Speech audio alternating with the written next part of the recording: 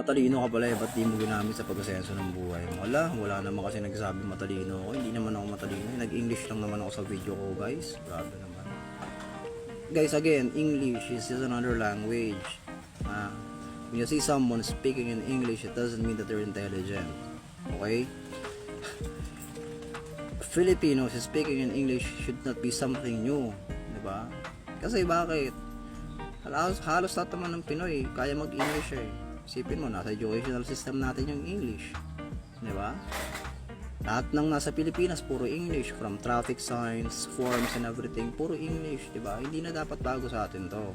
Pero sige na, total sinasabi niya na matalino ako, eh, tatanggapin ko na lang. Tanggapin ko na lang. Pero sabi, hindi ko ginamit sa pag-asenso ng buhay ko.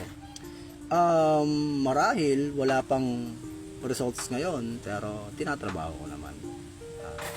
Hindi ko lang maintindihan sa Pilipinas, bakit madalas yung ibang tao yung nagmamadali para sa'yo. Diba? Ako nga hindi ako nagmamadali eh. Ginagrind ko lang ng dahan-dahan, diba? Slowly but surely, dahan-dahan lang basta madiin yung ginagawa ko. Alam ko hindi pa nag-show ng maraming results, pero I'm patient. Pero bakit yung ibang tao na nakapaligid, tumitingin at nanonood sa'yo, sila yata yung nauubusan ng pasensya. Ako nga, hindi ako nauubusan ng pasensya sa ginagawa ko. Ako pa yung kumikilos para sa sarili ko. Huwag kayong guys, again, huwag kayong magmadali para sa ibang tao. Diba? Trabahuhin nyo yung landas yung tinatahak din. Hayaan yung ibang tao, may kanya-kanya tayong time frame, diba?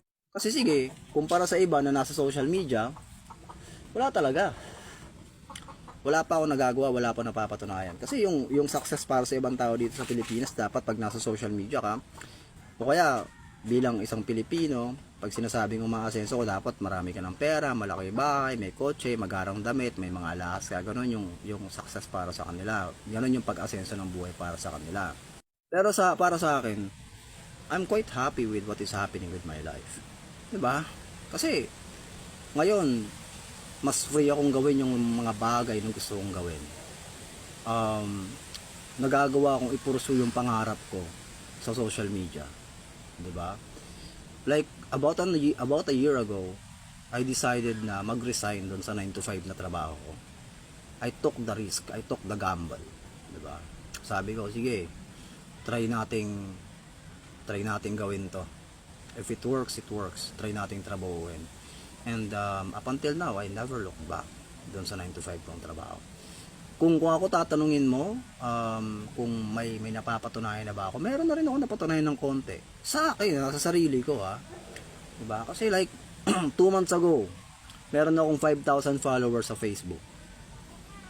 2 days ago, meron na akong 151,000. Ngayon, meron na akong 311,000. So, may progress. Diba?